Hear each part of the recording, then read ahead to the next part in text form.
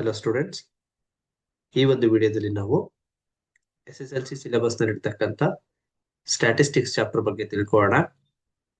Statistics chapter ಇಂದ ಎಕ್ಸಾಮ್ಗೆ ನಮಗೆ ಟೋಟಲ್ ಆಗಿ 4 ಮಾರ್ಕ್ಸ್ ಇರುತ್ತೆ. ಅದರಲ್ಲಿ 1 ಮಾರ್ಕ್ಸ್ ಇಂದು 1 ಕ್ವಶನ್ ಇರುತ್ತೆ, 3 ಮಾರ್ಕ್ಸ್ ಇಂದು 1 ಕ್ವಶನ್ ಇರುತ್ತೆ. ಸೊ ಇದಕ್ಕೆ ಚಾಯ್ಸ್ ಕ್ವಶನ್ ಇರುತ್ತೆ 3 ಮಾರ್ಕ್ಸಿಗೆ. ಸೊ ಇದರಲ್ಲಿ ಟೋಟಲ್ ಆಗಿ 3 ಕಾನ್ಸೆಪ್ಟ್ ಬರುತ್ತೆ. ಸೊ ಒಂದು ಮೀನು, ಇನ್ನೊಂದು ಮೀಡಿಯನ್ನು, ಇನ್ನೊಂದು ಮೋಡ್. ಸೊ ಇವು ಮೂರನ್ನ ಕ್ಯಾಲ್ಕುಲೇಟ್ ಮಾಡೋದ್ರ ಮೇಲೆ ಒಂದು ಕ್ವಶನ್ ಇರುತ್ತೆ.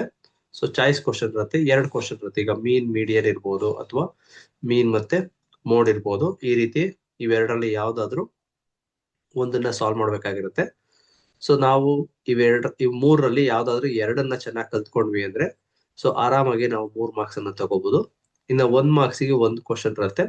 ಅದು ಮಲ್ಟಿಪಲ್ ಚಾಯ್ಸ್ ಆಗಿರ್ಬೋದು ಅಥವಾ 1 ಮಾರ್ಕ್ಸ್ ಕ್ವಶನ್ ಕೇಳೋಂತ ಚಾನ್ಸಸ್ ಇರುತ್ತೆ.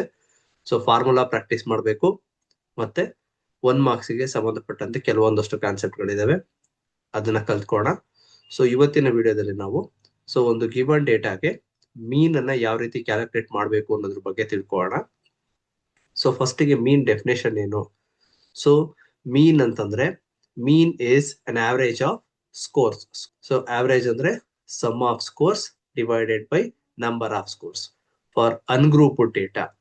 ಸೊ ಅನ್ಗ್ರೂಪ್ಡ್ ಡೇಟಾ ಇತ್ತು ಅಂತಂದ್ರೆ ಅನ್ಗ್ರೂಪ್ಡ್ ಡೇಟಾಗೆ ಸೊ ಮೀನ್ ಅಂತಂದ್ರೆ mean is called as X bar ಅಂತ ಕರಿತೀವಿ.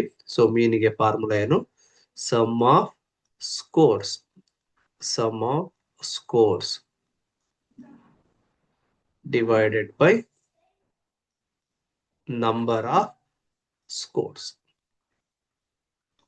ಅಂದ್ರೆ ಕೊಟ್ಟಿರ್ತಕ್ಕಂಥ ಏನು ಸ್ಕೋರ್ಸ್ ಇರುತ್ತೆ ಅವನ್ನೆಲ್ಲ ಆಡ್ ಮಾಡಬೇಕು, ಮತ್ತೆ ಅವು ಎಷ್ಟಿರ್ತವೆ ಅದರಿಂದ ಡಿವೈಡ್ ಮಾಡಿದ್ರೆ ನಮ್ಗೆ ಏನ್ ಸಿಗುತ್ತೆ? ಸೊ ಮೀನ್ ಸಿಗುತ್ತೆ. So this formula can be used for ungrouped data. Ungrouped data ಅಂತಂದ್ರೆ 1 ಮಾರ್ಕ್ಸ್ಗೆ ಕ್ವಶನ್ ಅನ್ನ ಕೇಳ್ತಾರೆ. ಫಾರ್ ಎಕ್ಸಾಂಪಲ್ ಈಗ so what is the mean of? So mean of first 5 positive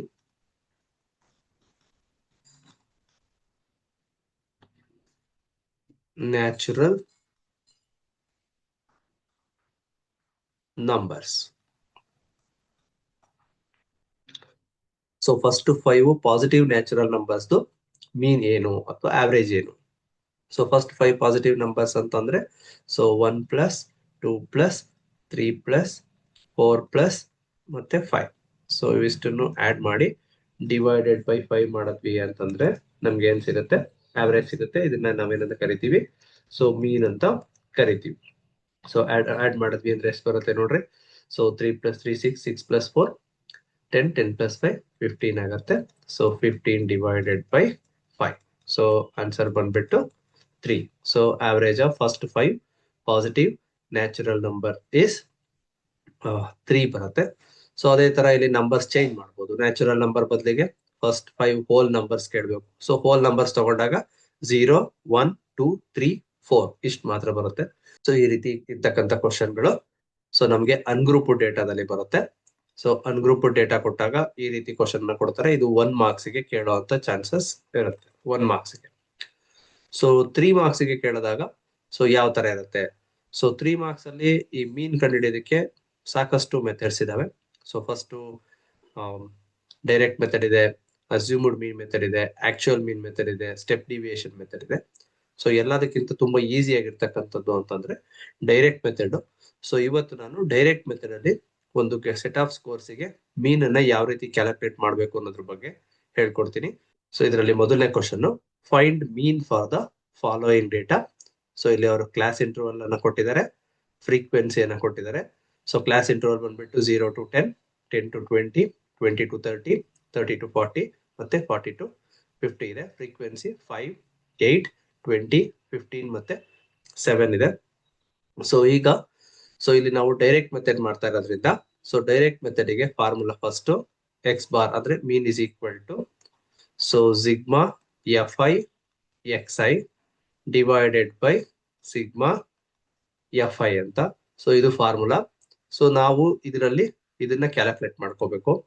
so ಇದನ್ನ ಕ್ಯಾಲ್ಕುಲೇಟ್ ಮಾಡ್ಕೋಬೇಕು ಅಂತಂದ್ರೆ ಫಸ್ಟ್ ನಾವು ಇದರಲ್ಲಿ ಎಕ್ಸ್ ಐ ಅನ್ನ ಕ್ಯಾಲ್ಕುಲೇಟ್ ಮಾಡ್ಕೋಣ. ಸೊ ಇದು ಎಫ್ ಐ ಅಂತಂದ್ರೆ ಇಲ್ಲಿರುತ್ತೆ.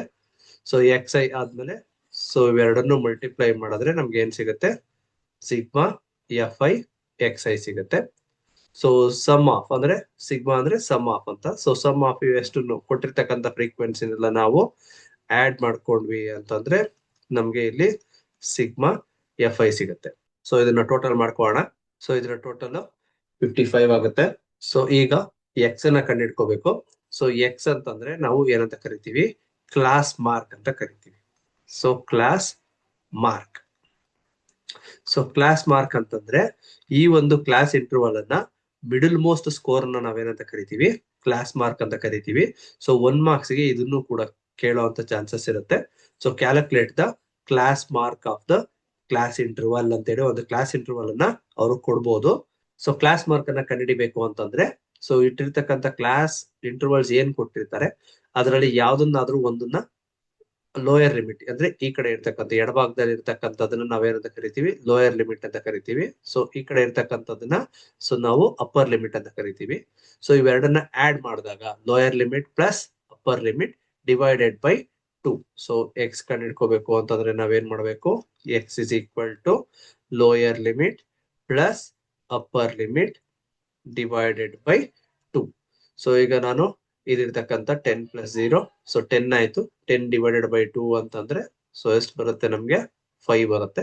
ಅದೇ ತರ 20 ಪ್ಲಸ್ 10 ಮಾಡಿದ್ವಿ ಅಂದ್ರೆ 30 ಆಯ್ತು. 30 ಡಿವೈಡೆಡ್ ಬೈ 2 ಅಂತಂದ್ರೆ ಸೊ 15 ಆಗತ್ತೆ. ಸೊ ಈಗ 2 ಕಂಡಿಡಿದ್ವಿ ಅಂತಂದ್ರೆ ನೆಕ್ಸ್ಟ್ ಅದೇ ರೀತಿ ನಾವು ಬರ್ಕೊಂಡು ಹೋಗ್ಬೋದು. ಸೊ ಇದು ಎಷ್ಟಾಗತ್ತೆ, 25 ಆಗತ್ತೆ. ಸೊ ಅದೇ ರೀತಿ ಇದು 35 ಬರುತ್ತೆ ಮತ್ತಿದು 45 ಆಗುತ್ತೆ. ಸೊ ಈಗ ನಾವು ಎಫ್ ಐ ಎಕ್ಸ್ ಐ ಅನ್ನ ಕ್ಯಾಲ್ಕುಲೇಟ್ ಮಾಡಬೇಕು. So F I X I ಅಂತಂದ್ರೆ ಇವೆರಡನ್ನ ಪ್ರಾಡಕ್ಟ್ ಮಲ್ಟಿಪ್ಲೈ ಮಾಡಬೇಕು. ಸೊ ಈಗ ಫಸ್ಟ್ 5 5s 25 ಆಗುತ್ತೆ. Next 15 8s so 120. So 25 into 20 ಅಂತಂದ್ರೆ ಸೊ ದಟ್ ಈಸ್ 500 ಆಗುತ್ತೆ. ಸೊ ಅದಾದ್ಮೇಲೆ 35 into 15. So 35 into 15. So that is 525 ಆಗುತ್ತೆ. 525. So next 7 into 45. 7 into 45 ಒಂದು ನಮ್ಗೆ 315 ಬರುತ್ತೆ. ಸೊ 315. ಈಗ ಟೋಟಲ್ ಮಾಡ್ಕೋಣ. ಸೊ 5 ಪ್ಲಸ್ 5 ಪ್ಲಸ್ 5 ಅಂತಂದ್ರೆ 15 ಆಯ್ತು. 15ಗೆ 5 ಬಂತು. ಸೊ 1 ಕ್ಯಾರಿ ಇದೆ. ಇದು 2 ಪ್ಲಸ್ 2 4, 4 ಪ್ಲಸ್ 1 5, 5 ಪ್ಲಸ್ 1 6, 6 ಪ್ಲಸ್ 2 8 ಆಯ್ತು. ಸೊ ಅದಾದ್ಮೇಲೆ so 5 plus 1 6 11, 11 plus 3 14. So this is called sigma F I X I. So ಈಗ ನಮ್ಗೆ sigma F I X I ಸಿಕ್ಕಾಗಿದೆ. ಸೊ ಸಿಗ್ಮಾ ಎಫ್ ಐನು ಸಿಕ್ಕಾಗಿದೆ. ಸೊ ಫಾರ್ಮುಲಾ ಹಾಕ್ಬಿಟ್ಟು ಮೀನ್ ಕ್ಯಾಲ್ಕುಲೇಟ್ ಮಾಡೋಣ. ಸೊ ಫಾರ್ಮುಲಾಗೆ ಸಬ್ಸ್ಟಿಟ್ಯೂಟ್ ಮಾಡೋಣ.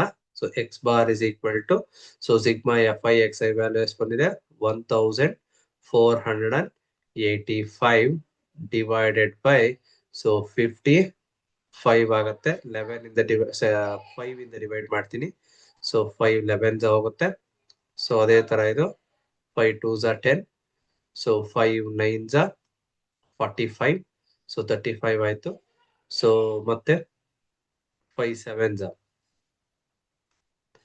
ಸೊ 35 ಆಯ್ತು. ಮತ್ತೆ ಇದನ್ನ 11 ಇಂದ ಡಿವೈಡ್ ಮಾಡ್ಕೋಣ. ಸೊ 11 ಇಂದ ಡಿವೈಡ್ ಮಾಡಿದ್ವಿ ಅಂತಂದ್ರೆ 11 2s 22. ಸೊ 22 ಅಂತಂದ್ರೆ ಇನ್ನ 7 ಉಳಿಯುತ್ತೆ. 77 ಆಯ್ತು. ಸೊ 11 7s ಸೊ ಕಂಪ್ಲೀಟ್ ಆಗಿ ಡಿವೈಡ್ ಆಗ್ತಾ ಇದೆ.